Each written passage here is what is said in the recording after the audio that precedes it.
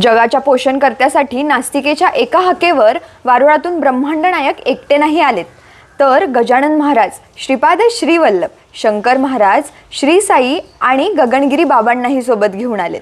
आणि असं मी का म्हणतेय, कारण काल देऊळ बंद 2 पाहिला.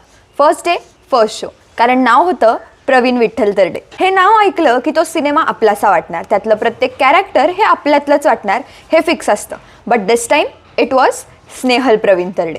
एका नास्तिकेचं कॅरेक्टर इतक्या सुंदर आणि इतक्या स्ट्रॉंग पद्धतीने त्यांनी पूर्ण सिनेमामध्ये निभावलंय की त्यांचं कौतुक करावं तितकं कमीच.